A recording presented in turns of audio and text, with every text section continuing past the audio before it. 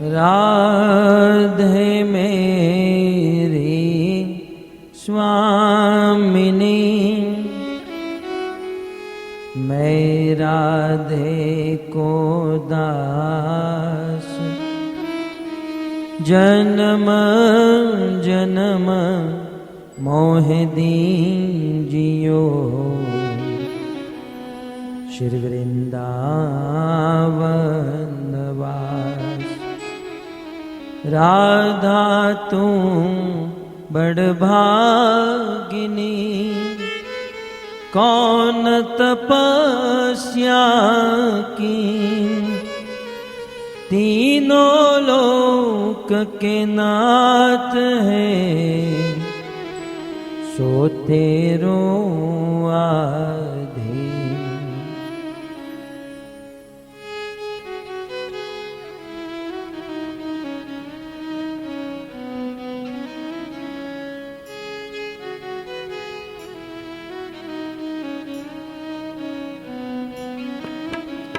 जय राधा माधव कुंज बिहारी, गोपाल नंदलाल, गोपाल नंदलाल, गोपाल नंदलाल, गोपाल नंदलाल।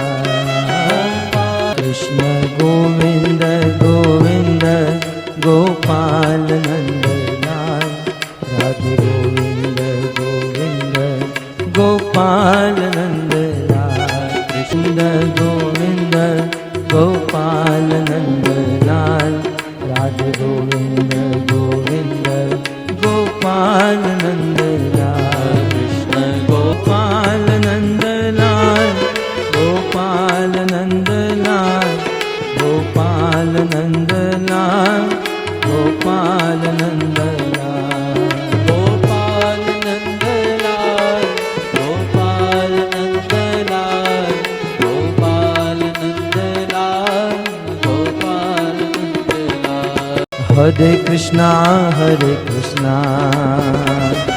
कृष्णा कृष्णा हरे हरे, हरे रामो राम राम हरे हरे, हरे कृष्णा कृष्णा कृष्णा हरे हरे, हरे रामो राम राम।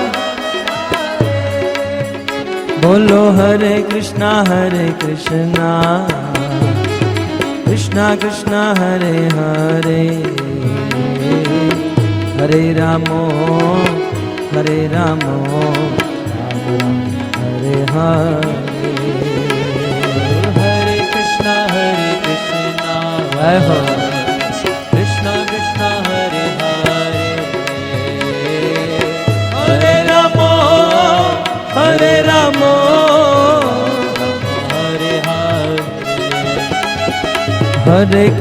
हरे कृष्णा कृष्णा कृष्णा हरे हरे, हरे रामो राम राम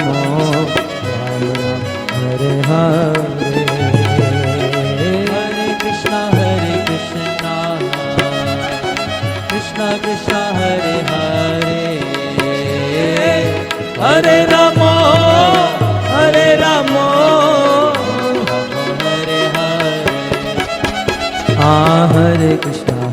कृष्णा कृष्णा कृष्णा हरे हरे, हरे रामो राम राम हरे हरे, हरे कृष्णा कृष्णा कृष्णा हरे हरे, हरे रामो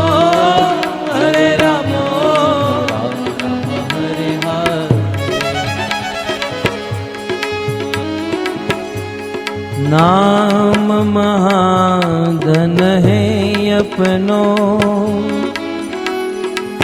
नहीं दूसरी संपत्ति और कमानी, नाम महाधन है अपनो, नहीं दूसरी संपत्ति और कमानी। छोड़ यटारी यटा जग की, हमको कुटिया ब्रज माही बनाने, हमको कुटिया ब्रज माही बनाने, हमको कुटिया ब्रज माही बनाने। हमको कुटिया ब्रज माही बनाने। टूक मिले रसिकों की सदा, और पीबन को यमुना जल पानी। टूक मिले रसिकों की सदा, और पीबन को यमुना जल पानी। हमें औरन की परवाह नहीं,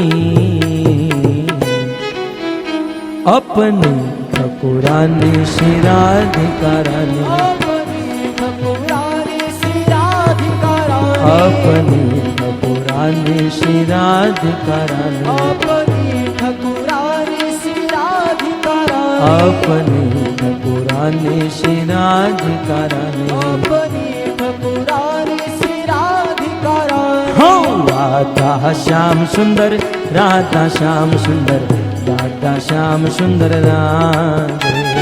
राधा श्याम सुंदर, जय श्री श्री राधा श्याम सुंदर, राधा श्याम सुंदर राधे। राधा श्याम सुंदर, राधा श्याम सुंदर, राधा श्याम सुंदर राधे। राधा श्याम सुंदर, राधा श्याम सुंदर, राधा श्याम सुंदर राधे। कृष्ण बलराम, कृष्ण बलराम, कृष्ण बलराम, जय कृष्ण बलराम। कृष्ण बलराम, कृष्ण बलराम, कृष्ण बलराम, जय कृष्ण बलराम। जय कृष्ण बलराम, कृष्ण बलराम, कृष्ण बलराम, जय कृष्ण बलराम। कृष्ण बलराम, कृष्ण बलराम, कृष्ण बलराम, जय कृष्ण बलराम। हाँ गौरनिताय जय गौरनिताय, गौरनिताय जय गौरनिताय, गौरनिताय जय गौरनिताय, जय श्री गौरनिताय, गौरनिताय, गौरनिताय जय गौरनिताय, गौरनिताय जय गौरनिताय। गौरनिताय जय गौरनिताय, गौरनिताय जय गौरनिताय। प्रभुपद प्रभुपद प्रभुपद शिल प्रभुपद, प्रभुपद प्रभुपद प्रभुपद शिल प्रभुपद। जय प्रभुपद प्रभुपद प्रभुपद शिल प्रभुपद, प्रभुपद प्रभुपद प्रभुपद शिल प्रभुपद। जय जय प्रभुपाद प्रभुपाद प्रभुपाद प्रभुपाद, जय प्रभुपाद प्रभुपाद प्रभुपाद प्रभुपाद। निताय गौर हरि बोल, हरि बोल, हरि बोल, हरि बोल। निताय गौर हरि बोल, हरि बोल, हरि बोल, हरि बोल। युग धर्म हरिनाम संकीर्तन की, ग्रंथराज श्रीमद् भागवतम महापुराण की, श्रील प्रभुपाद की, निताय गौर प्रेमानंदे। आराध्यो भगवान ब्रजेश तनय, तद्धाम वृंदावन, रम्या काचिदुपासना ब्रजबधो वर्गेण या कल्पिता श्रीमद्भागवतं प्रमाणममलम् प्रेमापुमर्तो महान् श्रीचैतन्यमहाप्रभो मतमिदम् तत्रादरो नः पर श्रीचैतन्यमहाप्रभो मतमिदम् तत्रादरो नः पर वंशी विभूषितकरा नवनीरदाबा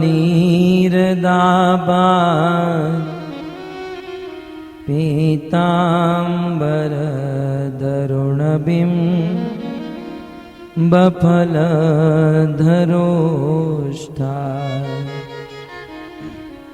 पूर्णेन्दुसुन्दरमुखा अरविन्दनेत्रा कृष्णात् परं किमपि तत्त्व अहं न जाने योऽन्तः प्रविश्य मम वाचमिमां प्रसुप्तां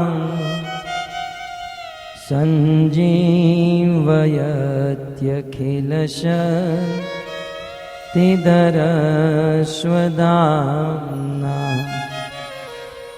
अन्यांश्च हस्तचरण श्रवणत्वगादि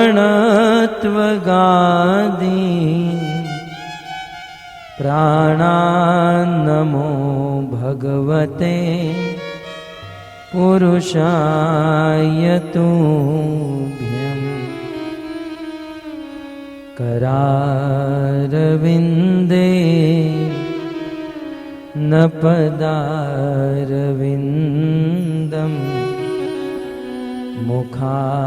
मुखारविन्दे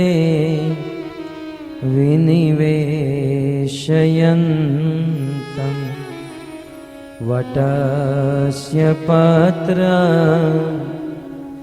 पुटे शयानं बालं मुकुन्दं मनसा स्मरामि श्रीकृष्ण गोविन्द हरे मुरारे हे नाथ नारायण वासुदेव जिहवे पिबत्स्वा मृतमेतदेव गोविन्द दामोदर माधवेति ॐ नमो भगवते वासुदेवाय नमो भगवते वासुदेवाय ॐ नमो भगवते वासुदेवाय नमो भगवते वासुदेवाय ॐ नमो भगवते वासुदेवाय नमो भगवते वासुदेवाय श्रीमद्भागवतम स्कंध 4 अथात कीर्तये वंशम् अथात कीर्तये वंशम् पुण्यकीर्ते कुरुद्वः पुण्यकीर्ते कुरुद्वः स्वायम्भुवस्यापि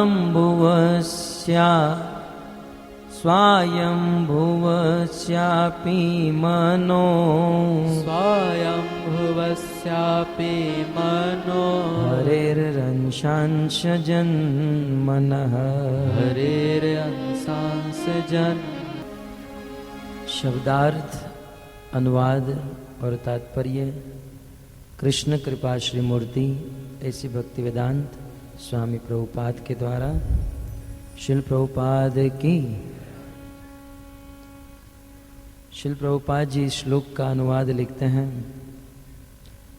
मैत्रेय मुनि ने आगे कहा, हे कुरुश्रेष्ठ, अब मैं आपके समक्ष स्वयंभू मनु के वंशजों का वर्णन करता हूं, जो भगवान के अंशांश के रूप में उत्पन्न हुए थे।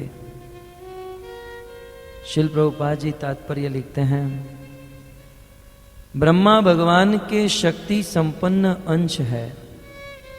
यद्यपि ब्रह्मा जीव तत्व है, किंतु उन्हें भगवान से शक्ति प्राप्त है, अतः वे उनके अंश माने जाते हैं। कभी कभी ऐसा होता है कि जब कोई ऐसा उपयुक्त जीव नहीं रहता जिसे ब्रह्मा नियुक्त किया जा सके, तो भगवान स्वयं ही ब्रह्मा के रूप में प्रकट होते हैं। ब्रह्मा भगवान के अंश हैं और स्वयंभू मनु ब्रह्मा के प्रत्यक्ष पुत्र थे। अब मैत्रेय मुनि मनु के उन वंशजों के विषय में बताने जा रहे हैं, जो सब के सब अपने पुण्य कर्मों के कारण विख्यात हुए हैं। इन पवित्र वंशजों के वर्णन के पूर्व वे अपवित्र कर्मों वाले वंशजों का, जिनमें क्रोध, मृषा, दुरुक्ति, हिंसा, भय तथा मृत्यु मुख्य है, ये पहले ही वर्णन कर चुके हैं। अतः वे स्वदेश ही आगे ध्रुव महाराज का जीवन इतिहास बताने जा रहे हैं, जो इस विश्व का सबसे बड़ा पुण्यात्मा राजा था। शिल प्रभुपाद की। श्री मैत्रेय मुनि हरिद्वार क्षेत्र में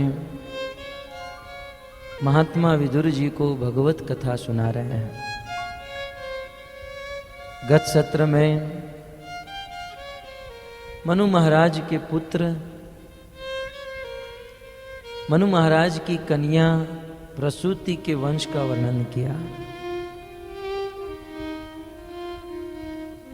और वंश वर्णन करते हुए सती की कथा सुनाई।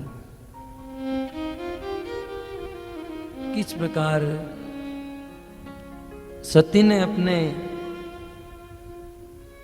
सती अपने पति के अपमान को सहन नहीं कर पाई और अपने पिता दक्ष प्रजापति के यज्ञ में अपने प्राण त्याग दिए।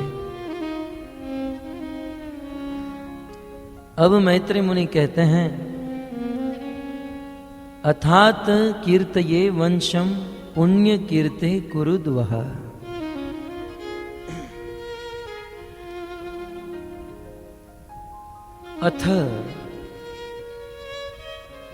अथ शब्द किसी प्रकरण के प्रारंभ में लिखा जाता है, किसी पाठ के प्रारंभ में या किसी कथा के प्रारंभ में। अथ से प्रारंभ होता है और इति से अंत होता है। तब यहां से एक नया प्रकरण प्रारंभ हो रहा है और वह प्रकरण है महाराज उत्तानपाद का चरित्र, महाराज उत्तानपाद के वंश का वर्णन। भागवत पढ़ने वाले श्रोताओं के मन में प्रश्न हो सकता है, महाराज उत्तानपाद मनु महाराज के छोटे पुत्र थे और बड़े पुत्र का नाम था प्रियव्रत।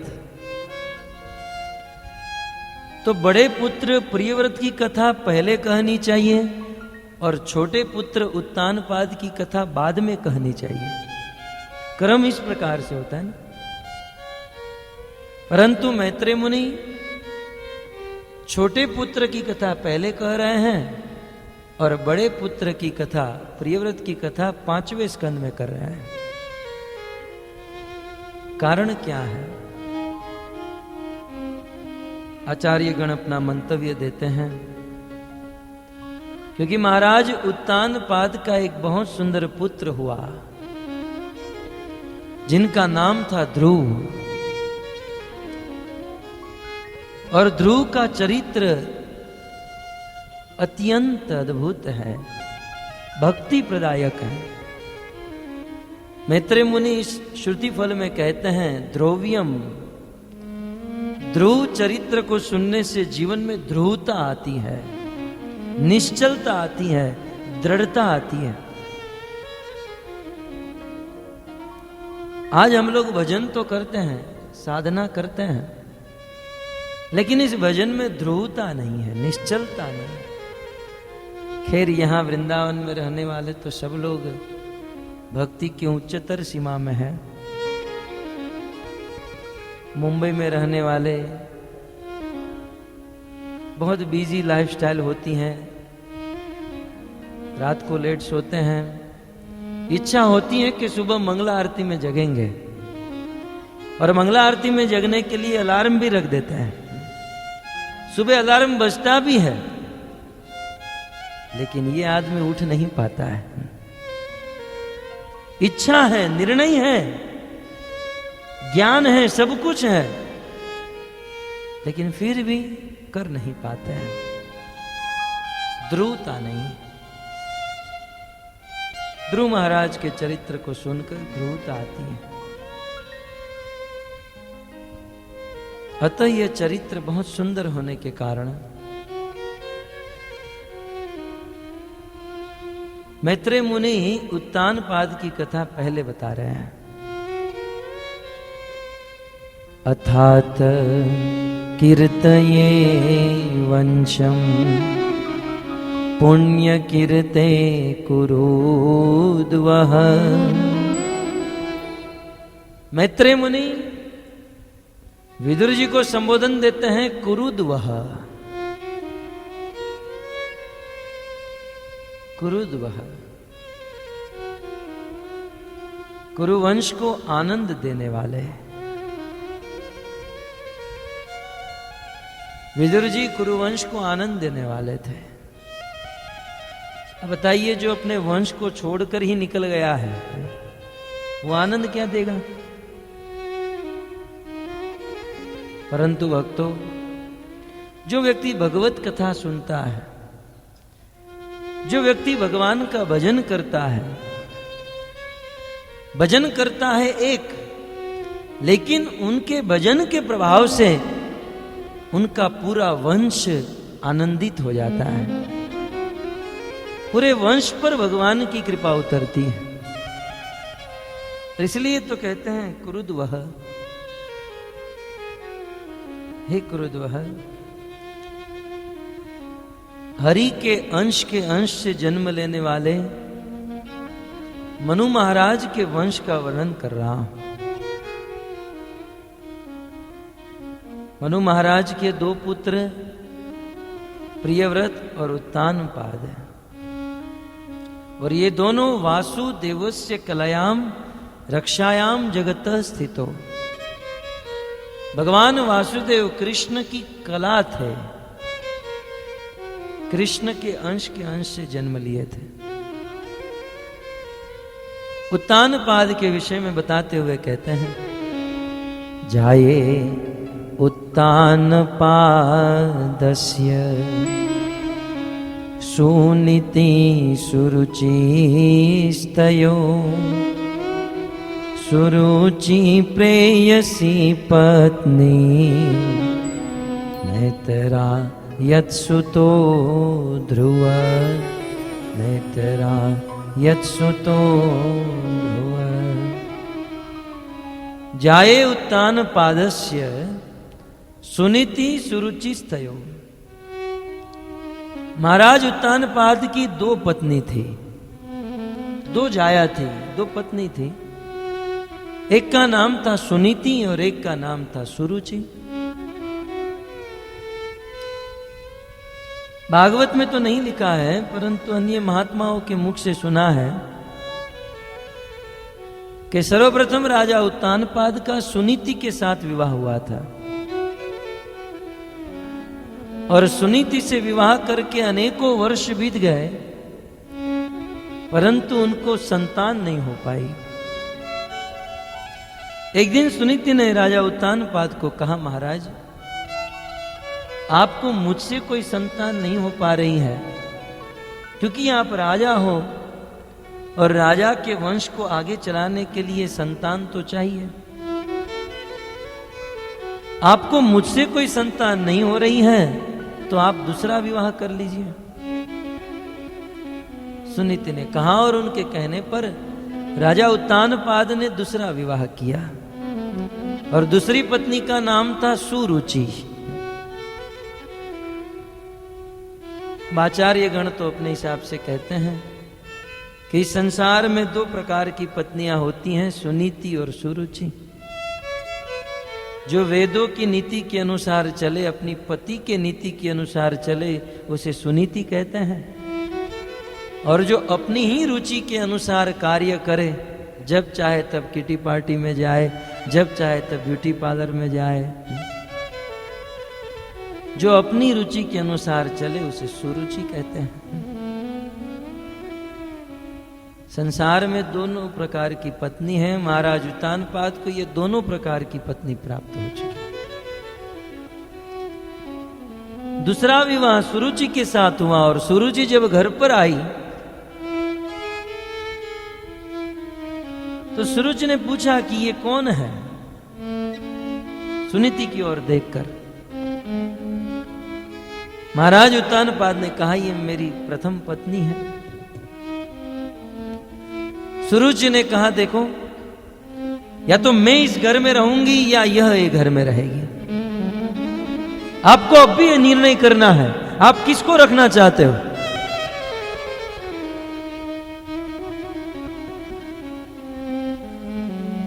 राजा उत्तानपाद ने अपनी पत्नी सुनीति को अपने राज्य से निकाल दिया।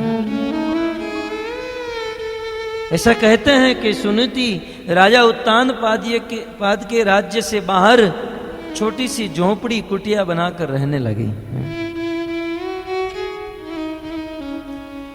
अघट घटना पठियसी भगवान की शक्ति है भक्तों। कब महल में रहने वाले को रोड पर ला दे, कब रोड पर रहने वाले को महल में ला दे, कोई भरोसा नहीं है। एक दिन सुनीति राज रानी हुआ करती थी। उनके एक इशारे पर हजारों नौकर चाकर काम करते थे। लेकिन काल का ऐसा झटका हुआ कि इसे राज्य छोड़ना पड़ा और झोंपड़ी में रहना पड़ा। इसलिए भक्तों, जीवन में जब अच्छे दिन आए तो अभिमान नहीं करना चाहिए, क्योंकि सूरदास जी ने लिखा है, सब दिन होत न एक समान। जीवन में सारे दिन एक समान नहीं होते हैं। वो दृष्टांत देते हैं, एक दिन राजा राज हरिश्चंद्र, एक दिन राजा राज हरिश्चंद्र, संपत्ति में रुसमान, होत न एक समान। सब दिन होत न एक समान, सब दिन होत न एक समान। जीवन के सारे दिन एक समान नहीं होते हैं। एक दिन चक्रवर्ती सम्राट महाराज हरिश्चंद्र पूरी दुनिया के राजा थे। चक्रवर्ती सम्राट थे। लाखों लाख दास दासिया, नौकर चाकर, राज रजवाड़े, सब कुछ था। एक दिन स्वप्न में अपनी यह पृथ्वी, अपना राज्य विश्वामित्र को दान में दे दिया। और सुबह उठकर देखे तो विश्वामित्र घर के द्वार पर खड़े। स्वप्न में दिया हुआ दान महाराज हरिश्चंद्र ने वास्तविक में दे दिया। और कलयुग की हालत कैसी है? वास्तविक बोला गया दान स्वप्न में भी नहीं देते हैं।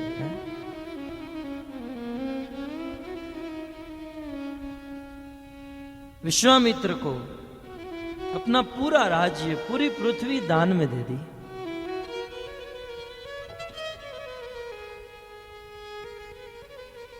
तब विश्वामित्र ने कहा, राजन दान तो बहुत अच्छा दिया आपने, दक्षिणा नहीं दोगे? मुनिवर क्या चाहिए बताइए? 100 सोना मोहर चाहिए। महाराज हरिश्चंद्र ने अपने अनुचरों को कहा कि अपने धन खजाने से 100 सोना मोहर निकालकर विश्वामित्र जी को दे दो।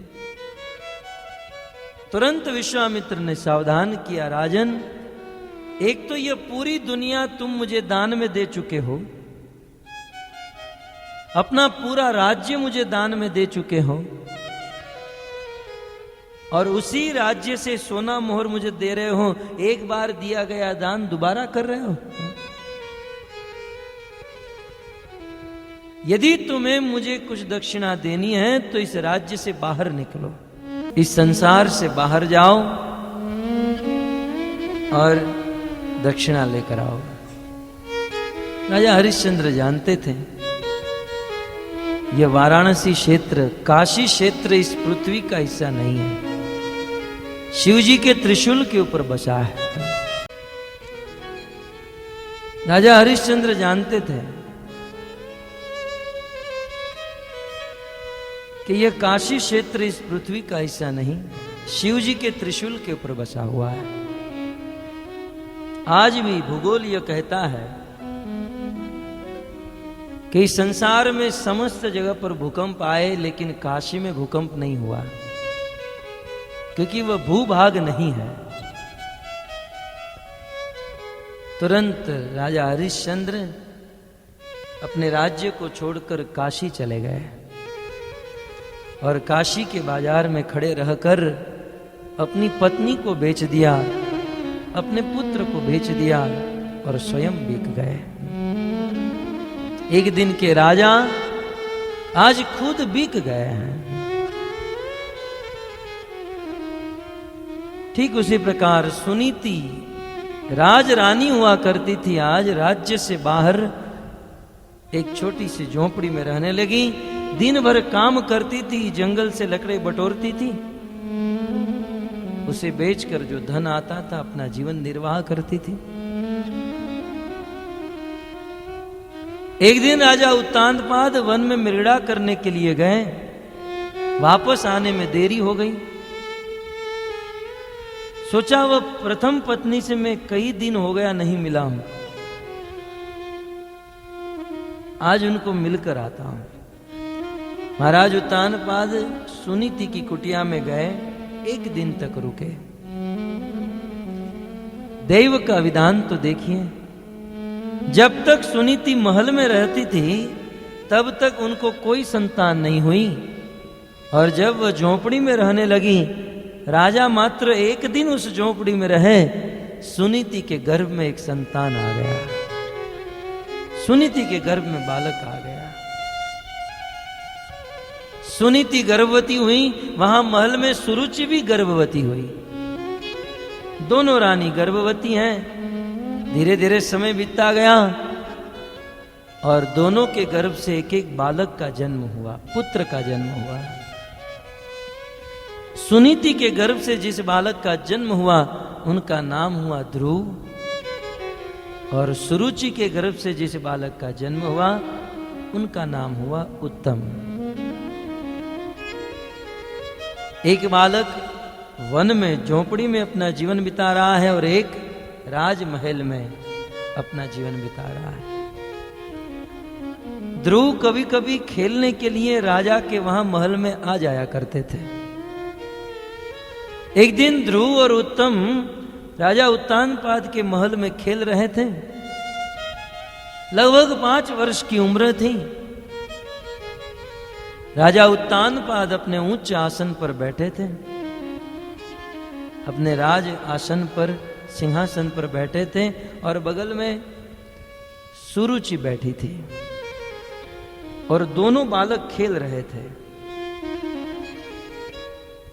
खेलते खेलते दोनों बालक अपने पिता के पास चले गए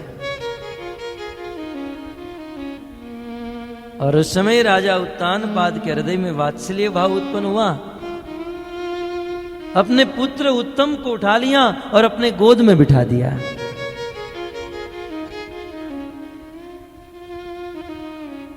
अब राजा के मन में इच्छा तो थी कि मैं ध्रुव को भी गोद में बिठाऊं, लेकिन चक्रवर्ती पाद कहते हैं सुरुचि प्रेम भंक भिया अंकम न आरोपियत। राजा के मन में इच्छा तो थी कि उत्तम के साथ ध्रुव को भी बिठाऊं,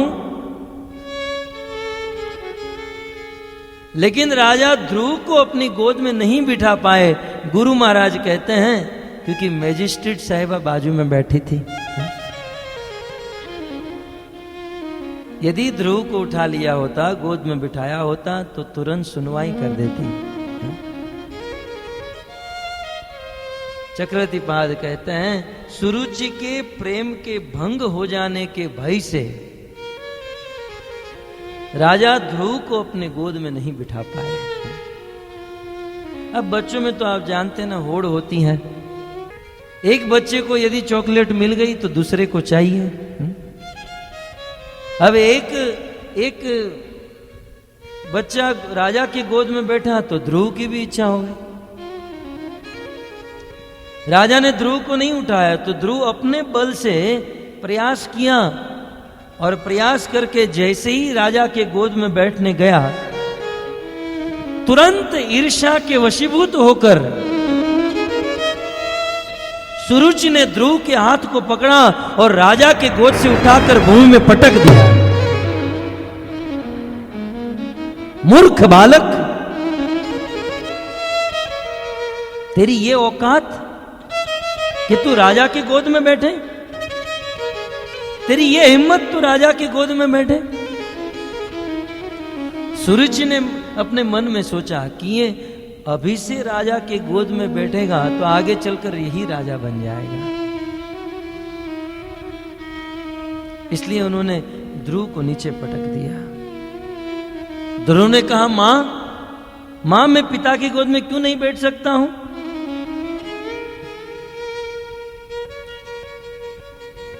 सुरुचि ने कहा, ध्रुव तू नहीं समझेगा।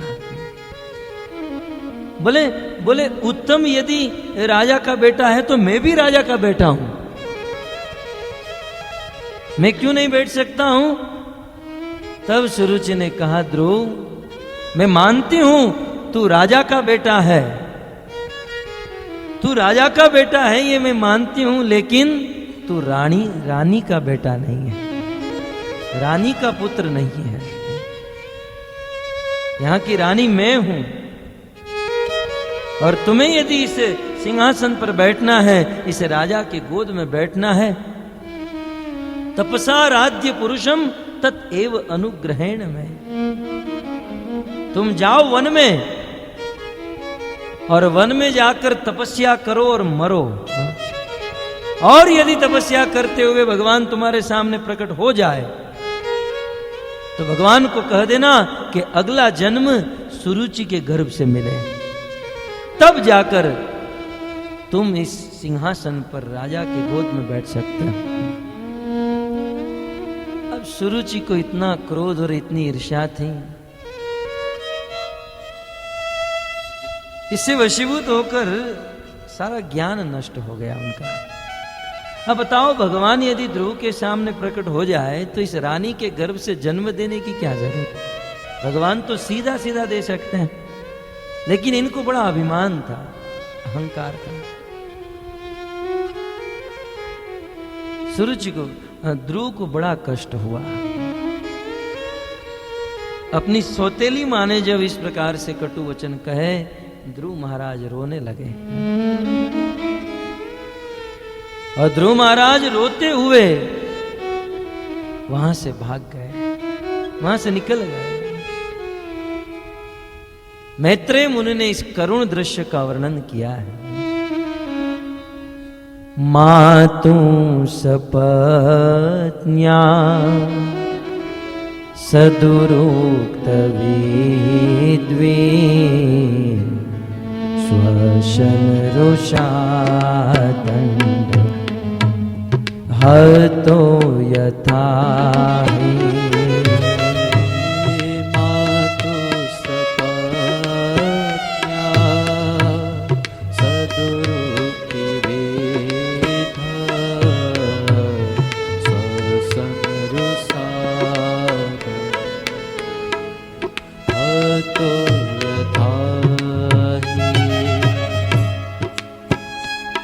मातु सपत्न्या सदुरुक्त विधि स्वशन रुषा दंड हतो यथा हि। जैसे किसी सर्प के पूंछ पर पांव आ जाए और फुफकारने लगे, ध्रुव महाराज फपक फपक कर रोने लगे।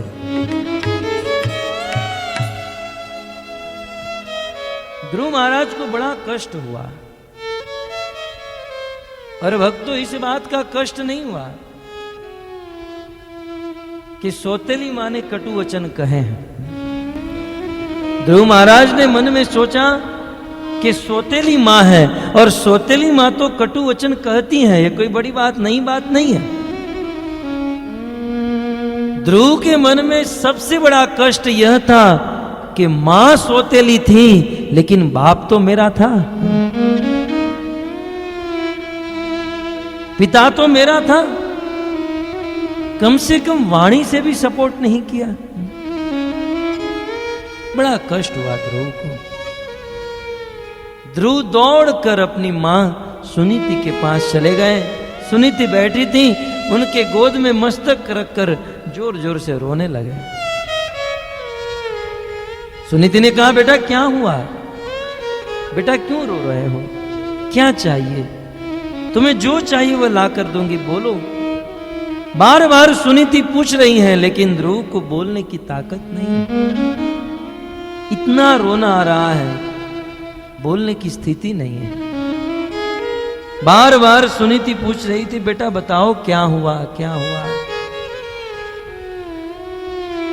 उस समय महल के कुछ दास दासियां आए और उन्होंने सुनीति को कहा, सखी वहां महल में तुम्हारी सौतन ने ध्रुव को कटु वचन कहे हैं। सारी बात बताई और यह सुनकर सुनीति भी रोने लगी। अपने सौत के वचन को स्मरण कर करके रोने लगी।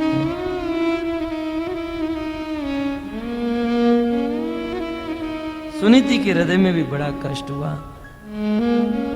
बोले, इस संसार में हमारा कोई नहीं, इस जगत में जब किसी को रोना आता है, किसी के जीवन में दुख होता है, तो उसके मस्तक पर हाथ रखने वाले 2-5 लोग तो होते हैं, लेकिन आज मैं और मेरा बेटा दोनों रो रहे हैं, लेकिन हमें शांत करने वाला कोई नहीं। अपनी सौत के वचन को याद कर करके, स्मरण कर करके, मुझे याद है इस प्रसंग में गुरु महाराज ने कहा था कि वास्तव में इस जगत के लोगों के, भौतिक लोगों के वचन का स्मरण नहीं करना चाहिए। यदि स्मरण करना ही है तो भगवान का स्मरण करना चाहिए। ये जगत के भौतिक लोगों के वचनों का स्मरण करके दुख के अलावा कुछ नहीं मिलेगा।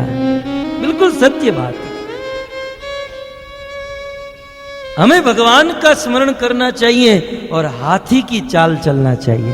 मुझे आज भी याद है, कई वर्ष पहले मैंने सुना, हाथी जब चलता है आपने देखा होगा किसी गांव में हाथी जाता है, कुत्ते लोग बहुत भौंकते हैं,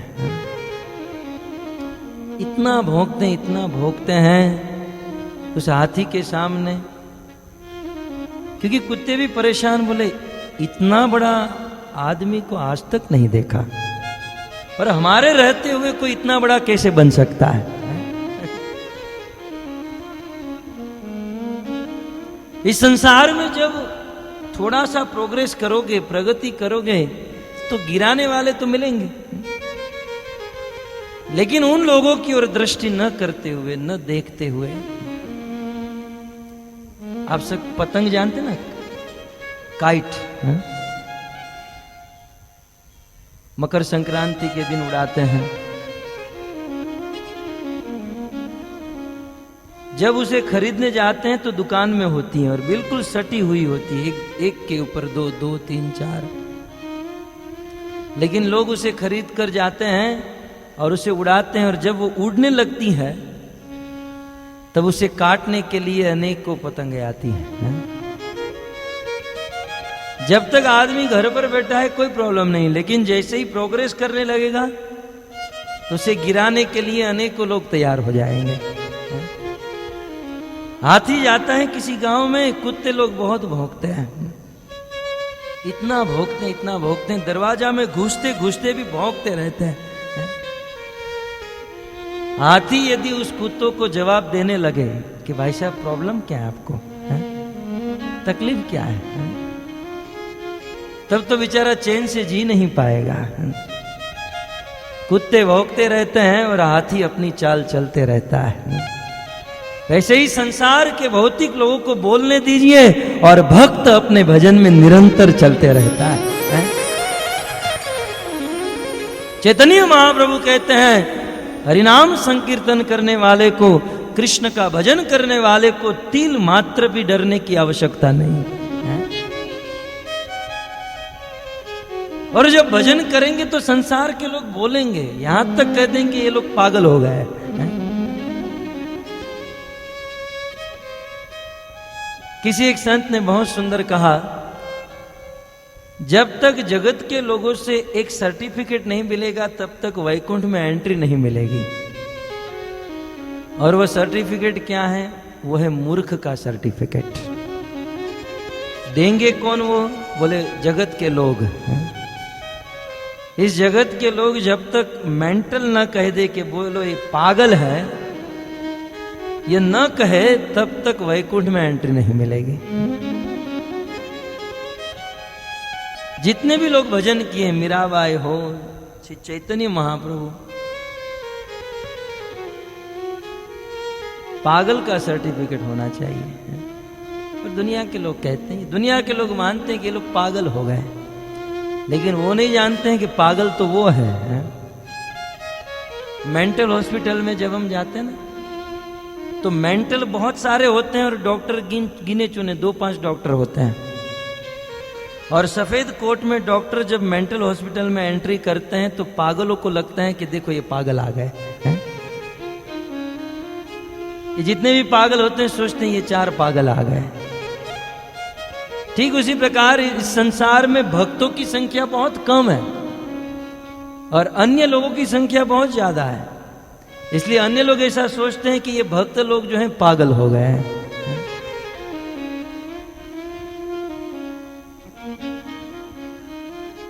एक बार हमारे इस्कॉन मीरा रोड मंदिर में किसी ने, रोटरी क्लब वालों ने एम्बुलेंस डोनेशन में दी।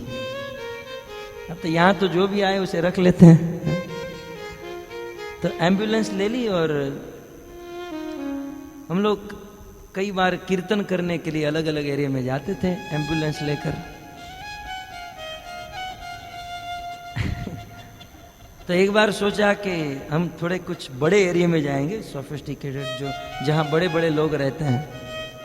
तो एम्बुलेंस में सारे भक्त की टीम बैठी और जानते हैं आप, जैसे शुरू हुई एम्बुलेंस तो सब लोग कीर्तन करने लगे जोर जोर से और भक्तों को बड़ा उत्साह आ गया, तो एम्बुलेंस भी से हिलने लगी, हरे कृष्णा हरे कृष्णा।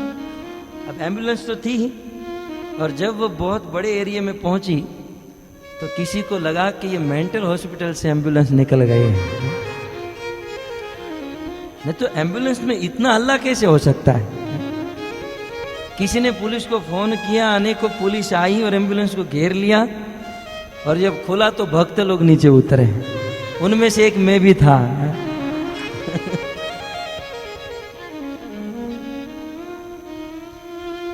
खैर, मैं तो सुनीति का प्रसंग कह रहा हूं। अपनी सौत के वचन को सुनकर चिंतन करके वे हृदय में अत्यंत कष्ट हुआ। सुनीति भी रो रही है, ध्रुव भी रो रहा है। और रोते हुए सुनीति ध्रुव से कहती है,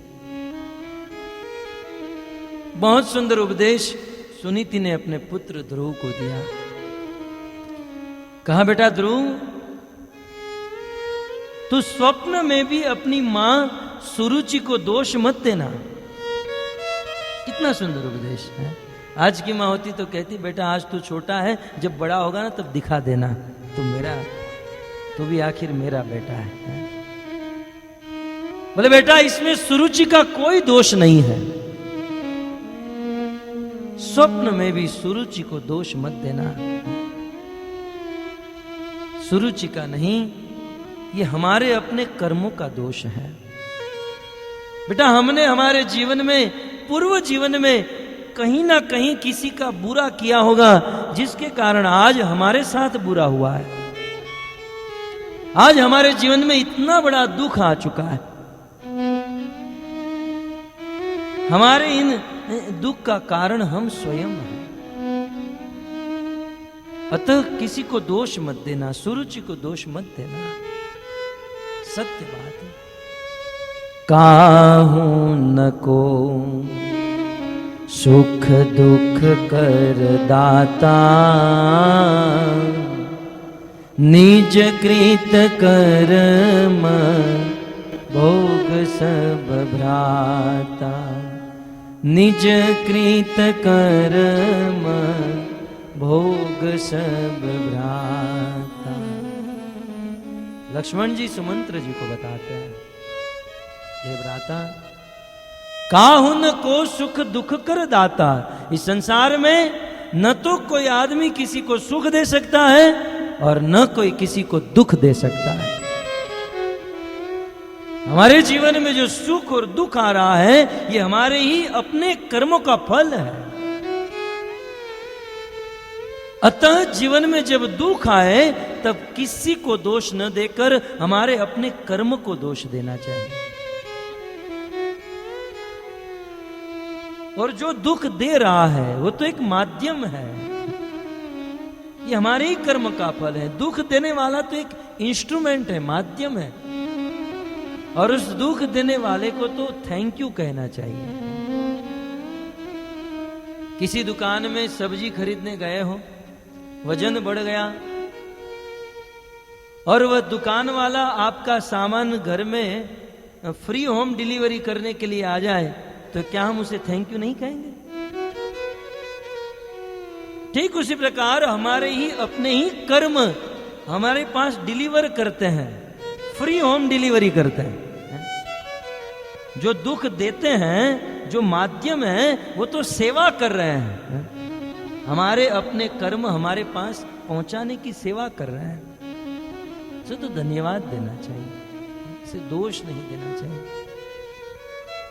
बेटा, स्वप्न में भी अपनी सौतेली मां सुरुचि को दोष मत देना। और उन्होंने जो बताया है कि तुम्हें उस आसन पर बैठना है, तो बहुत सुंदर उपाय बताया। उन्होंने जो कहा है, तपसाराध्य पुरुषम, परम पुरुष भगवान की आराधना करो, बिल्कुल सत्य बात है। बेटा, मैं तो असमर्थ हूं। यदि तुम उस आसन पर बैठना चाहते हो तो तुम्हारे पास एक ही उपाय है, भगवान की आराधना करो।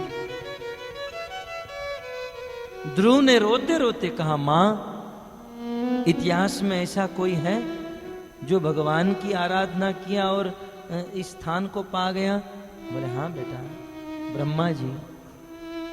ब्रह्मा जी सृष्टि के प्रारंभ में प्रकट हुए, भगवान के लिए तपस्या की और भगवान ने ब्रह्म लोक का राजा बना दिया।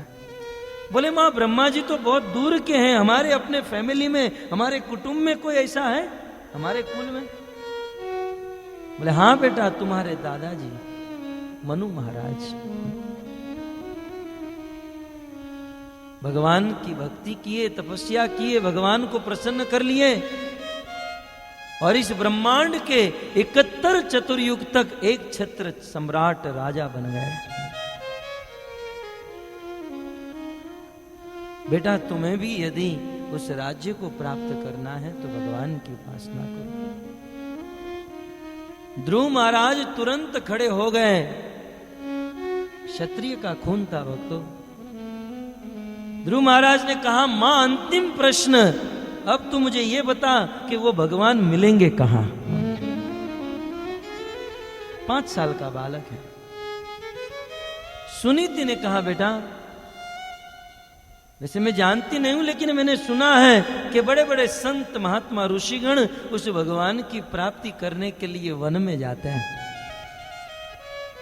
तुरंत ध्रुव महाराज सुनीति के चरणों में झुक गए, दंडवत किया और कह दिया मां अब आशीर्वाद दे दें कि उस भगवान का दर्शन करके ही मैं वापस लौटूं। सुनीति ने आशीर्वाद दे दिया। 5 साल के बालक ध्रुव महाराज निकल पड़े।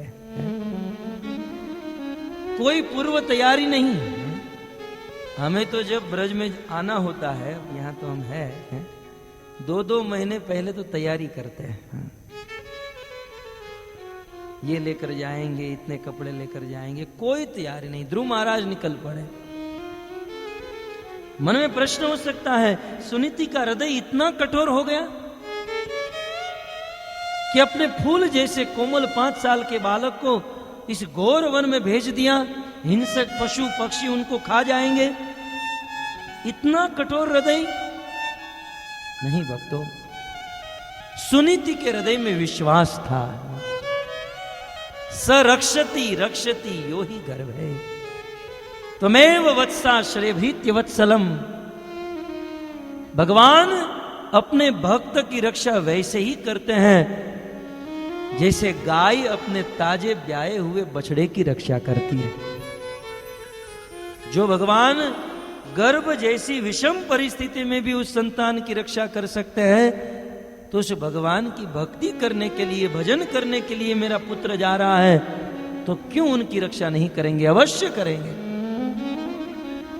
धन्य है मां सुनीति जिन्होंने अपने 5 साल के बालक को भगवान के पास भेज दिया। जाओ बेटा, और भगवान की प्राप्ति करके ही वापस लौटना है। अब रामायण में चलिए। भगवान श्री रामचंद्र को जब वनवास मिला और लक्ष्मण जी के कानों में जब यह बात गई, भक्तों लखनलाल तो अनंत शेष के अवतार हैं। अरे राम के ऊपर उंगली उठे लक्ष्मण जी को पसंद नहीं है।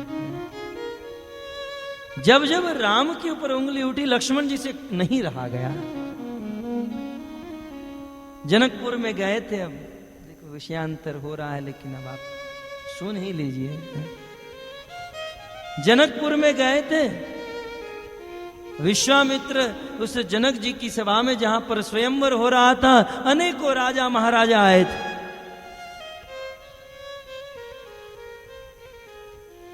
विश्वामित्र राम लक्ष्मण जब उस सभा में प्रवेश किए, जनक जी ने उच्च आसन पर बिठाया और उसी से ही राजाओं की ईर्ष्या शुरू हो गई। बोलिए दूध पीते बालक इतने ऊपर आसन पर हम लोग को नीचे बिठाया, क्या हम लोग कम है? किसी राजा ने कहा छोड़ो ना यार, जिस काम के लिए आए उस पर कंसंट्रेट करते हैं। हमें तो सीता को प्राप्त करना है ना, अपना काम करें। सब लोग अपने अपने आसन पर बैठ गए और अनाउंसमेंट हुआ कि यहां पर बहुत बड़ी प्रतियोगिता है। यह शिव जी का धनुष, जगत में 3 धनुष विख्यात हैं। भगवान विष्णु का सारंग, अर्जुन का गांडीव और शिव जी का पिनाक। बोले शिव जी का पिनाक धनुष है। इस सभा में जो राजा इस धनुष को उठा लेगा, इस पर प्रत्यंचा चढ़ा देगा, राजा जनक की कन्या सीता, संसार में जिस सीता की बराबरी और कोई नहीं कर सकता, वह सीता उस राजा के गले में वरमाला डालेगी जो इस धनुष को उठाएगा। राजाओं के मुंह में तो पानी छूटने लगा, कब मेरी बारी आए और मैं उठा लूं। ये राजा महाराजा तो गणेश जी को मना लेंगे, हे गजानन गणपति महाराज 5 किलो लड्डू चढ़ाऊंगा, मेरी बारी पहले आनी चाहिए और मेरे से धनुष उठना चाहिए। लेकिन उसी राजा को विश्वास नहीं था, महाराज यदि मेरे से धनुष न उठे तो एक कृपा कर दीजिएगा कि मेरे बाजू वाले से धनुष न उठे, 10 किलो लड्डू चढ़ाऊंगा। कुटिलता थी। कुछ सज्जन राजा महाराजा थे, उन्होंने सोचा कि सीता धरती की पुत्री है और हम लोग महिपाल हैं, हम लोग धरती के पति हैं, सीता धरती की पुत्री हैं, बेटी से विवाह करने का विचार त्याग देना चाहिए। ये सोचकर जो सज्जन राजा थे वो तो सभा छोड़कर चले गए, उन्होंने विवाह करने का विचार त्याग दिया। लेकिन जो कुटिल राजा थे वो बैठे रहे और प्रतियोगिता प्रारंभ हुई। जनक जी के बंदी मागध गण आए और राजा महाराजाओं की प्रशंसा करने लगे, हे राजा महाराजाओं,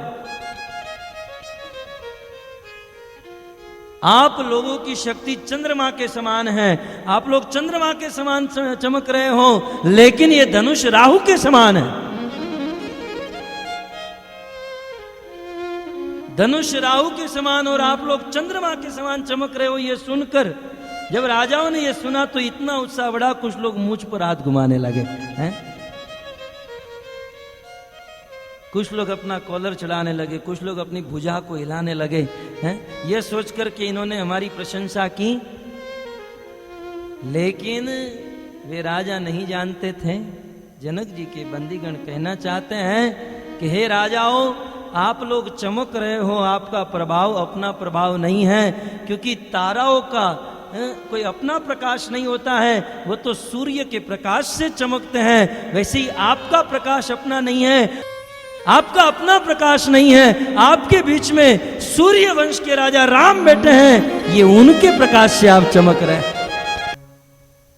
कि ये आपकी शक्ति नहीं है, सूर्य वंश के राजा राम का प्रभाव। प्रतियोगिता प्रारंभ हुई और उस समय राजा अपनी मूंछ पर तान देकर खड़ा हुआ और चलकर यह सोचा कि एक ही झटके में उठा लूंगा। अपने बाएं हाथ को आगे करके उठाया, लेकिन जैसे ही धनुष को ये राजा स्पर्श करते थे, मानो धनुष उन राजाओं की शक्ति को खींच रहा हो। तम किधर ही धनु मूड नृप, उठ ही न लचल ही लजाई, मन हूं पाई भट बाहुबल, अधिक अधिक गरुआए। सोचते थे कि हम उसको उठा लेंगे, लेकिन उठा नहीं पाते थे।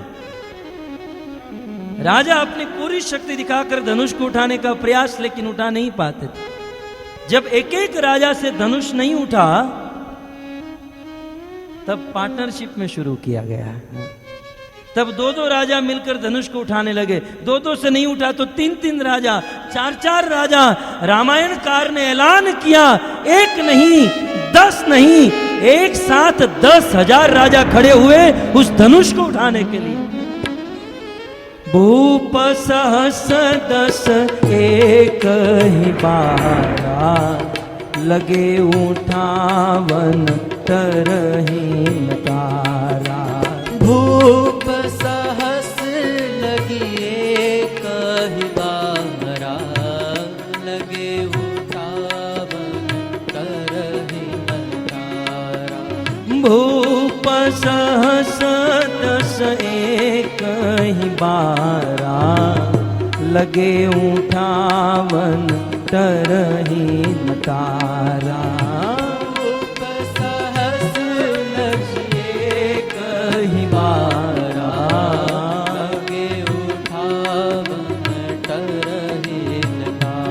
एक नहीं, 10 नहीं, एक साथ 10,000 राजा खड़े हुए और 10,000 राजाओं ने धनुष को पकड़ लिया।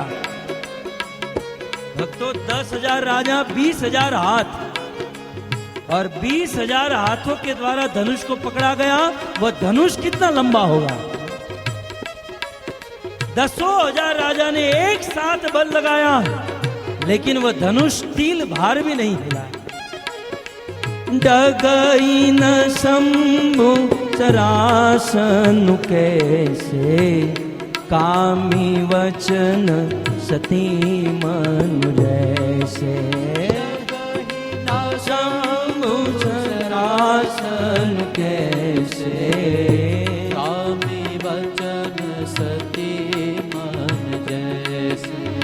जैसे कामियों के वचन की असर सती नारी के ऊपर नहीं होती है, वैसे ये कामी राजाओं की असर उस धनुष के ऊपर नहीं हुई। डगई न शंभु चरासन कैसे, कामी वचन सती मन जैसे। डगहि न शंभु चरासन कैसे, कामी वचन सती मन। 10,000 राजा खड़े हो गए, धनुष को उठाने का प्रयास किया, लेकिन धनुष नहीं उठ पाया। जब 10,000 राजाओं से धनुष नहीं उठा, तब जनक जी से नहीं रहा गया और जनक जी ने कहा बस। बड़े दुखी होकर जनक जी कहने लगे, हृदय में बड़ा कष्ट हुआ। दीप दीप के भूपति नाना, आए सुनी हम जो पन उठाना। देव धनुष धरी मनुज शरीरा, विपुल वीर आए रणधीरा। इस सभा में मैंने अनेकों क्षत्रिय राजा महाराजाओं को निमंत्रण दिया था। मैं यह भी जानता हूं कि इस सभा में देवता और दानव भी मनुष्य शरीर प्राप्त करके यहां उपस्थित है। मैंने यह सोचकर आप सबको बुलाया था कि आप अपना पराक्रम दिखाओगे, इस धनुष को उठाओगे, मेरी बेटी सीता का विवाह कराऊंगा। लेकिन मुझे नहीं पता था कि आज इस संसार में कोई वीर नहीं बचा। मुझे लगता है परशुराम जी का परशु चलने के बाद इस संसार में कोई वीर नहीं बचा, इस संसार में कोई पराक्रमी नहीं बचा। अब जिस सभा में भगवान रामचंद्र बैठे हो और उस सभा में कोई कहे कि वीर नहीं है, लखन जी से कैसे रहा जाए? जब राजा जनक जी ने कहा वीर बहीन मही में जानी, इस पृथ्वी पर कोई वीर नहीं बचा, तब जैसे सांप की पूंछ के ऊपर किसी का पांव आ जाए और फुफकार मारकर खड़ा हो जाए, वैसे लक्ष्मण जी खड़े हो गए। बस महाराज बस, अब एक शब्द भी आगे मत कहिए। जिस सभा में रघुकुल के एक दिन का बालक भी बैठा होता है, उस सभा में कोई ऐसे वचन बोलने की हिम्मत नहीं करता। और आज इस सभा में रघुकुल शिरोमणि भगवान राम बैठे हैं और आप ऐसे वचन कह रहे हैं? अरे ये शिव धनुष तो क्या चीज है। यदि मेरे बड़े भाई मुझे आज्ञा दे तो इस ब्रह्मांड को गेंद की तरह उठा लूं और ऐसे पट दूं कि उसके टुकड़े टुकड़े हो जाए। यदि मेरे भाई मुझे आज्ञा दे तो सुमेरी पर्वत को मूली की तरह उखाड़ लूं। यदि मेरे भाई मुझे आज्ञा दे तो इस धनुष को उठाकर 100 योजन तक दौड़कर चला जाऊं। और यदि ऐसा न करूं तो जीवन भर हाथ में कटोरा लेकर भीख मांगू। लक्ष्मण जी आक्रोश में आ गए और लक्ष्मण जी जब यह वचन बोलने लगे, उनके वचन की असर वातावरण के ऊपर होने लगी। लक्ष्मण सकोप वचन जय बोले, डगमगानी महती गज डोले। लक्ष्मण सकोप वचन जय बोले, डगमगानी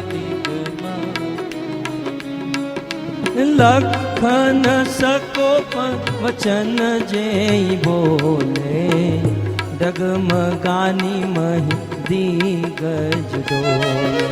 लखन सकोप वचन जब बोले, डगमगानी मही दिगज डोले। लक्ष्मण जी आक्रोश में आ गए।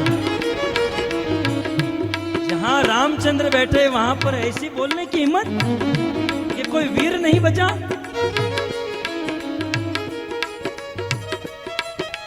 लक्ष्मण जी के वचन की असर वातावरण के ऊपर हुई। लक्ष्मण के वचन निकलते ही यह धरती डोलने लगी, ये ग्रह नक्षत्र तारे कांपने लगे। सभा मंडप में बैठे हुए सभी राजा महाराजाओं के सिंहासन डोलने लगे, वो पूरा मंडप डोलने लगा, सब कुछ हिलने लगा। केवल दो चीज वैसी की वैसी, एक धनुष और दूसरे राम। सब कुछ हिल रहा था, सब कुछ डोल रहे थे, लेकिन धनुष वैसे का वैसा था और भगवान राम वैसे के वैसे। लक्ष्मण जी राम के पास गए, भैया आपको कुछ हो नहीं रहा है? मैं इतना क्रोधित हो गया, मैं इतना लाल लाल हो गया हूं और आपको कुछ नहीं हो रहा है? भगवान श्री रामचंद्र ने इशारा किया, लखन गुरु जी की आज्ञा तो होनी चाहिए ना। बोले भैया मैं लाल लाल हो गया। रामचंद्र जी ने कहा, लखन सूर्य जब उदित होता है ना, सूर्य जब उदय होता है तो पहले लालिमा आती है और फिर सूर्य उदय होता है। पहले लालिमा आती है और फिर सूर्य उदय होता है। लक्ष्मण लालिमा आ चुकी है, अब कुछ ही देर में सूर्य उदय होगा, लेकिन गुरु जी की आज्ञा चाहता। भगवान श्री रामचंद्र ने इशारा किया, लक्ष्मण जी बैठ गए और विश्वामित्र ने रामचंद्र जी को आज्ञा दी। भगवान श्री रामचंद्र को आज्ञा देते हुए कहे, उठहु राम भंजहु भव चापा, मेटहु तात जनक परितापा। उठहु राम भंजहु भव चापा, मेटहु तात जनक परितापा। विश्वामित्र कहते हैं, राम उठो उठो और महाराज जनक की प्रतीक्षा को तोड़ो, महाराज जनक के हृदय के कष्ट को दूर करो। राम उठो। भगवान श्री रामचंद्र मर्यादा पुरुषोत्तम, जानते थे धनुष मुझे ही तोड़ना है, लेकिन गुरु जी की आज्ञा। वहां जानते थे अलिया का उद्धार मुझे ही करना है, लेकिन गुरु जी की आज्ञा। विश्वामित्र जी ने आज्ञा दे दी, उठहु राम भंजहु भव चापा, मेटहु तात जनक परितापा। उठहु राम भंजहु भव चापा, मेटहु तात जनक परितापा। गुरु विश्वामित्र के कहने पर भगवान श्री रामचंद्र धीरे धीरे अपने आसन से खड़े हुए और भगवान श्री रामचंद्र जब आसन से धनुष की ओर आ रहे थे तो कैसे लग रहे थे? उदित उदय गिरि मंच पर रघुबर बाल पतंग, उदित उदय गिरि मंच पर रघुवर बाल पतंग। उदित उदय गिरि मंच पर रघुबर बाल पतंग, उदित उदय गिरि मंच पर रघुवर बाल पतंग। बिकसे संत सरोज सब हर्षे लोचन भृंग। हाँ, उदित उदय गिरि मंच पर रघुवर बाल पतंग। जैसे आकाश में छोटा सा सूर्य उदित हुआ हो, और जैसे सूर्य का उदय होने से सरोवर के कमल खिल जाते हैं, भगवान श्री रामचंद्र के खड़े होने पर साधु संत महात्माओं के मुख कमल खिल गए। धीरे धीरे भगवान श्री रामचंद्र धनुष के पास गए, और उस समय अब वैसे धनुष टूटने का वर्णन तो बहुत भयंकर है, फिर कभी करेंगे क्योंकि विषयांतर हो जाएगा। परंतु मैं ये कहना चाहता था, जब जब भगवान रामचंद्र के ऊपर उंगली उठी तब तब लक्ष्मण जी से नहीं रहा गया। जब भगवान श्री रामचंद्र धनुष तोड़ने गए, लक्ष्मण जी दोनों पांव ऊपर करके बैठ गए। विश्वामित्र ने कहा, धनुष तोड़ना है राम को, लक्ष्मण तुम्हें क्या हो रहा है? बोले, गुरुदेव आप नहीं जानते हो, जब धनुष टूटेगा ब्रह्मांड कांपने लगेगा, और मैं अपने चरणों को दबाकर पृथ्वी को कस करके पकड़ रखा हूं, क्योंकि पृथ्वी यदि हिल गई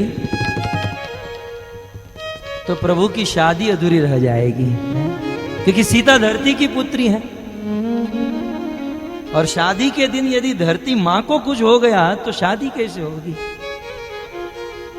लक्ष्मण जी बड़े उत्साह में, और जब धनुष टूटा ना तो सबसे ज्यादा आनंद लक्ष्मण को हुआ। लक्ष्मण जी सीधे कूदकर जनक जी के सिंहासन पर।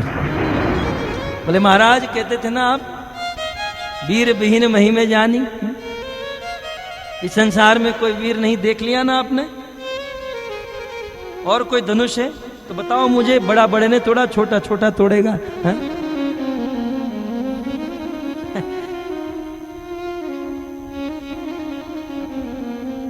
जब धनुष टूटा, धनुष टूटने की आवाज भयंकर हुई।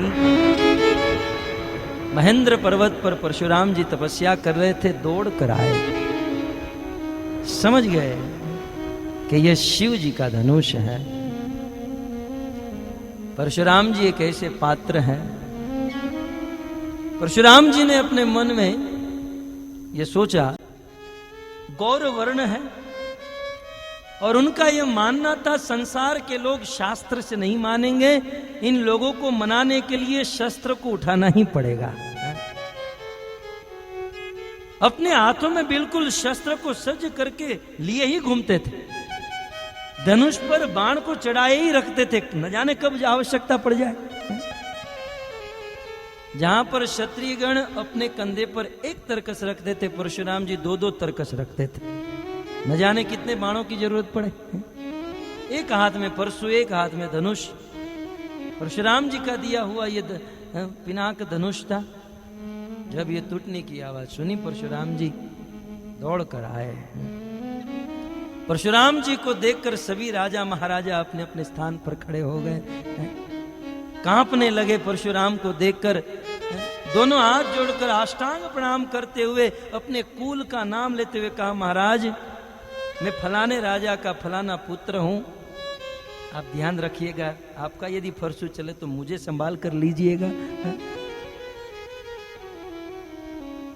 और राजा महाराजा आपस में चर्चा करने लगे। जिस समय जनक जी ने कहा कि तजुवास निज निज गृह जाहू, आप सब लोग अपने अपने घर चले जाओ, यदि उस समय चले गए होते तो अब तक तो घर पर पहुंच गए होते, लेकिन अब ये परशुराम जी आए हैं, न जाने हमारा क्या होगा। सीधे परशुराम जी जनक जी के पास, मूर्ख जनक, इतने क्षत्रियों को एकत्रित क्यों किया? जनक जी ने कहा, बेटी की शादी भी ना कराऊं? तू जानता नहीं मैं क्षत्रियों का शत्रु हूं। तब तक तो परशुराम जी की नजर टूटे हुए धनुष पर, बिल्कुल लाल पीले हो गए। जल्दी बताइए, शिव धनुष किसने तोड़ा है? जिस किसी ने शिव धनुष को तोड़ा है उसे इस सभा से अलग करो, नहीं तो जनक जहां तक तेरा राज्य है उसे छिन्न भिन्न कर दूंगा। अब जनक जी कैसे कहे कि मेरे दामाद ने तोड़ा है? जनक जी बेचारे कुछ नहीं कह पाए। विश्वामित्र ने परिचय दिया राम का, ये राम है। बोले राम से क्या मतलब, मुझे ये बताओ कि धनुष किसने तोड़ा है। उस समय लक्ष्मण जी, जब सभा में सन्नाटा छा गए और परशुराम जी क्रोध करके चिल्ला रहे हैं, लक्ष्मण जी विश्वामित्र जी के पास गए, गुरुजी आपने गलत परिचय कराया, ये मेरे टाइप के आदमी हैं, इनके साथ मेरा परिचय करा दो, इसके सारे प्रश्न का जवाब मेरे पास है?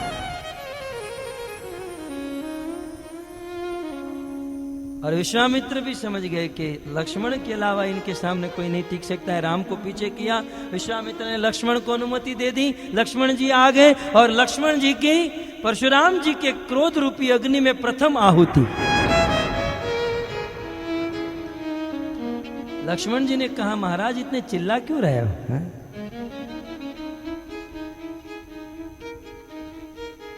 हम लोग ने बचपन में बहुत धनुरिया तोड़ दी, उस समय तो कोई इतना नहीं चिल्लाया, आज जब एक धनुष टूट गया तो इतने क्यों चिल्ला रहे हो? मूर्ख बालक,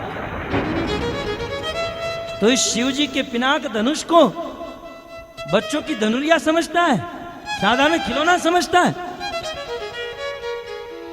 तू जानता नहीं है धनुष कितना महान है? जल्दी बता ये धनुष किसने तोड़ा है? लक्ष्मण जी ने कहा महाराज आपके प्रश्न का जवाब आपने ही तो दे दिया।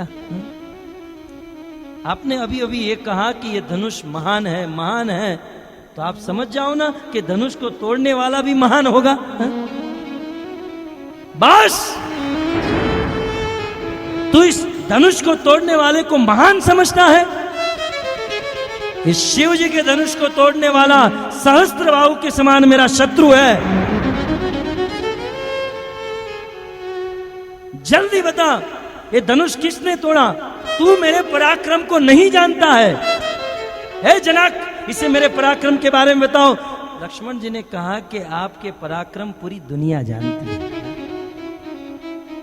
आप कितने महान हो सब लोग जानते हैं। अपनी मां का गला कैसे काटना यदि जानना हो तो कोई आपके पास आए। अपने भाइयों के गले को कैसे काटना ये ट्यूशन लेना हो तो कोई आपके पास आए। बस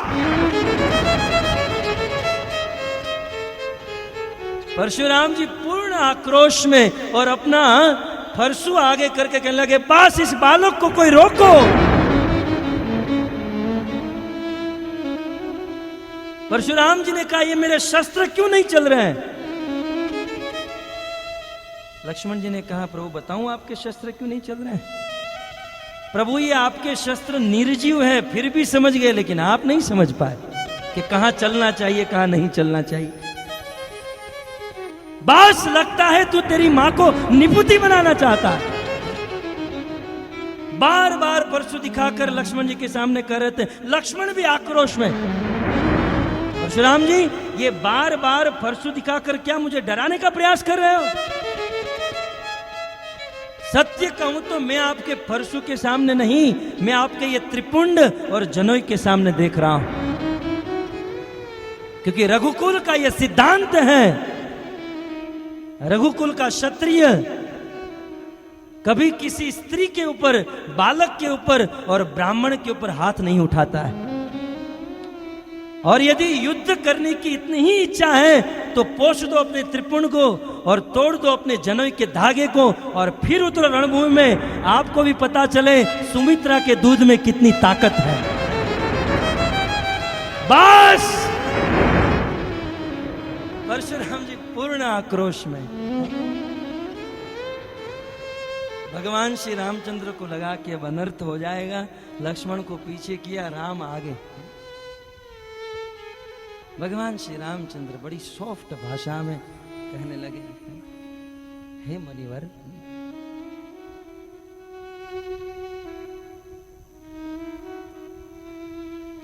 ये बच्चा है,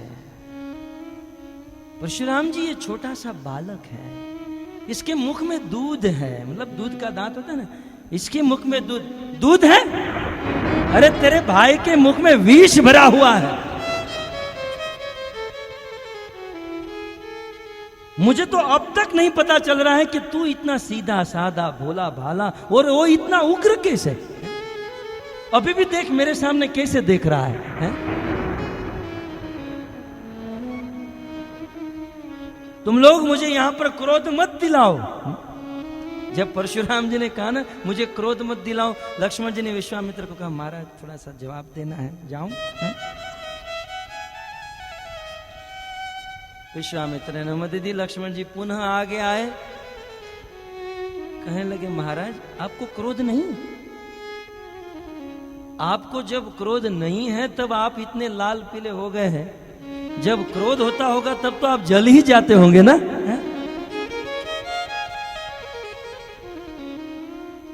बस मैं इन कथाओं से यही बताना चाहता था। ये कथाएं तो बहुत विशाल हैं, विस्तृत है, और इनको सुनने में बड़ा आनंद है। समय मिलने पर कभी सुनेंगे। वैसे तो हमको तो सुनाने को भी नहीं आता है, न तो कोई स्मृति है, बस टूटी फूटी भाषा में बोलते रहते हैं। लेकिन मुझे यह बात याद आ गई कि जब जब भगवान श्री रामचंद्र के ऊपर उंगली उठी, लक्ष्मण जी से नहीं रहा गया। आइए पुनः सुमित्रा के प्रसंग में। सुनीति ने ध्रुव को अपने घर से भगवान की प्राप्ति करने के लिए भेजा है, और जब भगवान श्री रामचंद्र को वनवास दिया गया, लक्ष्मण जी से नहीं रहा गया, दौड़ कर आए, प्रभु किसने आपको वनवास दिया है? मैं उसे मार डालूंगा। भगवान श्री रामचंद्र ने लक्ष्मण को मनाया। लक्ष्मण ने कहा प्रभु यदि आप 14 वर्ष के लिए वन में जा रहे हो तो मैं भी आपके साथ चलूंगा। भगवान ने कहा नहीं लखन, भरत और शत्रुघ्न ननिहाल गए हैं, आपको यहां रहना चाहिए। बोले नहीं प्रभु मैं आपके साथ आऊंगा। लक्ष्मण जी बहुत जिद करने लगे। तब अंत में भगवान श्री रामचंद्र ने कहा तो लक्ष्मण अपनी मां सुमित्रा को पूछ कर आओ, सुमित्रा की अनुमति लेकर आओ। लक्ष्मण जी सुमित्रा से अनुमति लेने गए, लेकिन एक एक कदम कल्प के समान लग रहे हैं। मन में संकल्प विकल्प हो रहे, यदि मां ने ना कह दिया तो प्रभु मुझे अपने साथ नहीं लेकर जाए। लक्ष्मण जी सुमित्रा जी के पास गए, दोनों हाथ जोड़कर निवेदन करने लगे कि मां मैं आपसे आज्ञा लेने आया हूं। क्या आज्ञा चाहिए बेटा? मां मेरे भाई राम 14 वर्ष के लिए वन में जा रहे हैं, तो मुझे उनकी सेवा करने के लिए उनके साथ 14 वर्ष के लिए वन जाना है, अतः मुझे आपकी आज्ञा चाहिए। आचार्य गण कहते हैं सबसे पहले सुमित्रा ने लक्ष्मण को बहुत डांटा। बोले लखन तेरे भाई राम यदि 14 वर्ष के लिए वन में जा रहे हो तो क्या तुम्हें मुझे पूछने के लिए यहां आना चाहिए? अरे तुम्हें वहीं से ही निकल जाना चाहिए। क्या तुम्हें अपनी मां के ऊपर विश्वास नहीं?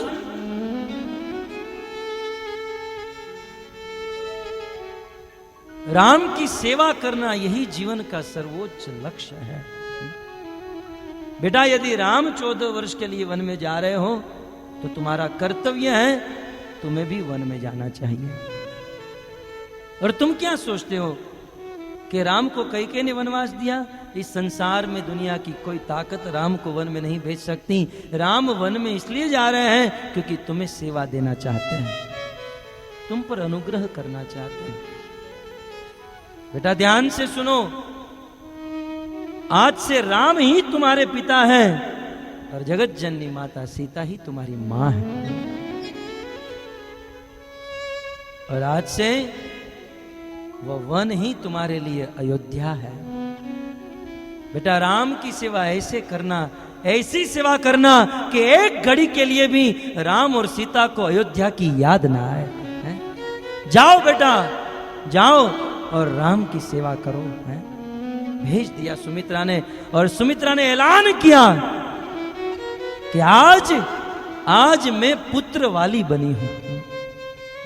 आज तक मेरे मन में ऐसा नहीं था कि मेरा कोई पुत्र है, लेकिन आज जब मेरा पुत्र राम की सेवा करने जा रहा है तो मैं दुनिया वाले को कह सकती हूं मेरा भी एक पुत्र है जो राम का भगत है।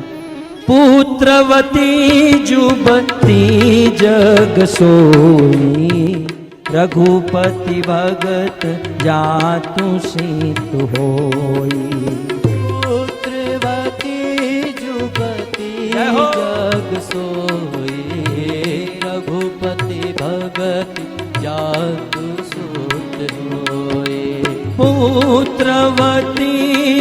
जुबती जग सोई, रघुपति भगत जातु सीत होई। पुत्रवती जुबती जग सोई, रघुपति भगत जातु सुत होई। सुमित्रा कहती है, लखन आज मैं पुत्र वाली हुई क्योंकि मेरा बेटा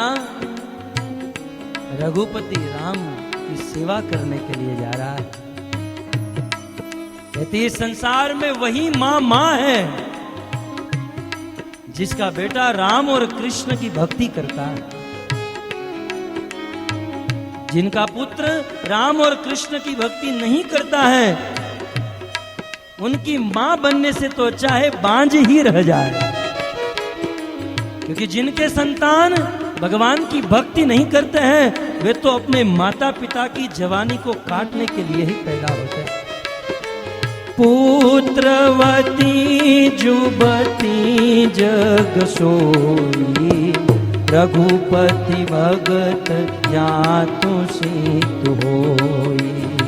पुत्रवती जुबती जग सोई, रघुपति भगत जातु सुत होई।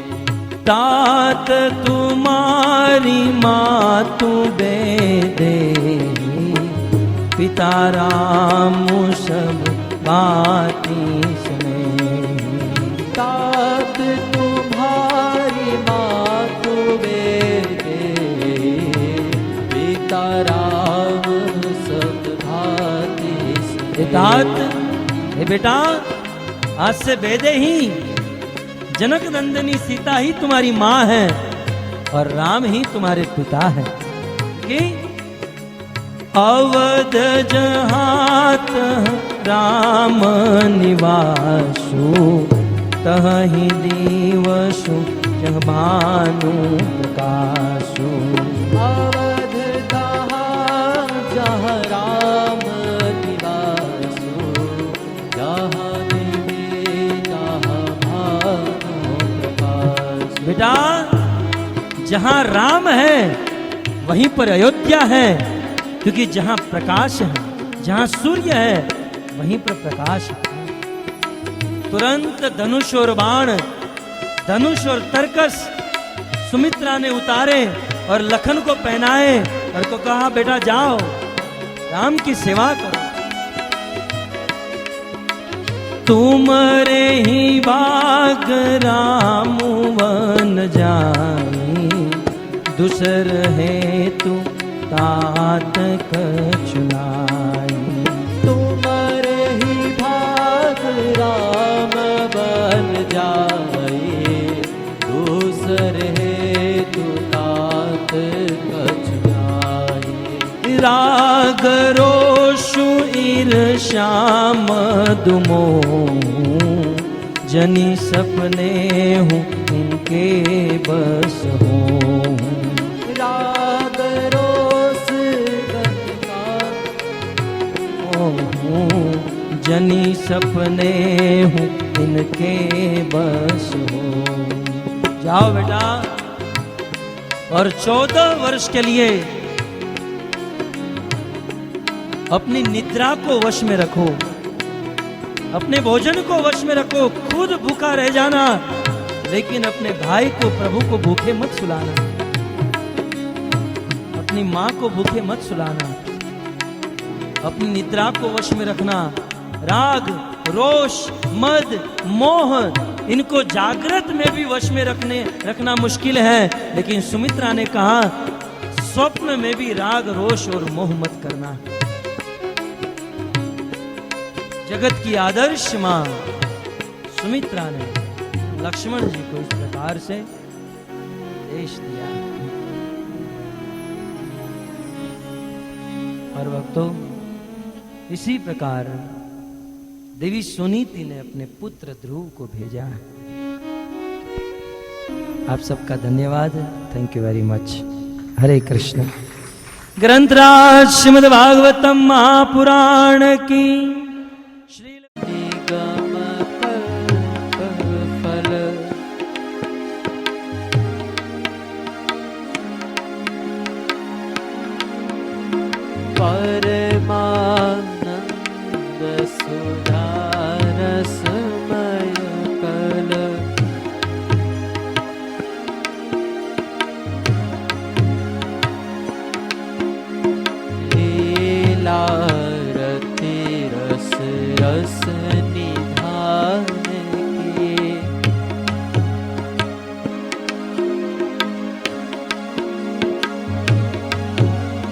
कले मल मथनी त्रिताप निवारिणी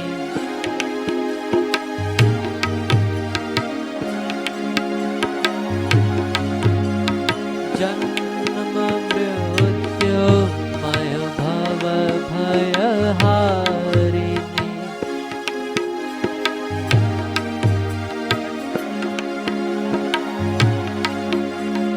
सेवत सतत सकल सुखकारिणी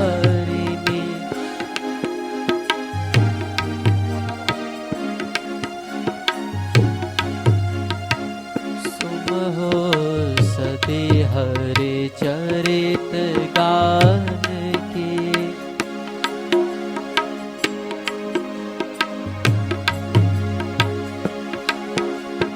विषय विलास विमोह विनाशिनी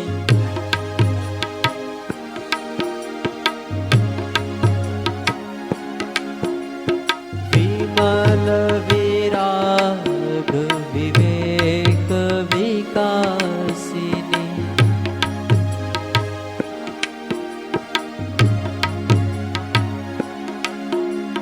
भगवत तत्व रहस्य प्रकाशिनी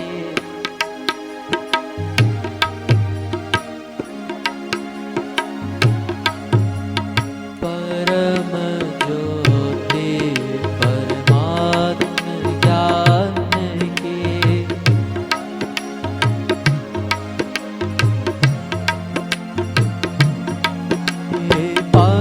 परमहंस मुनि मन उल्लासिनी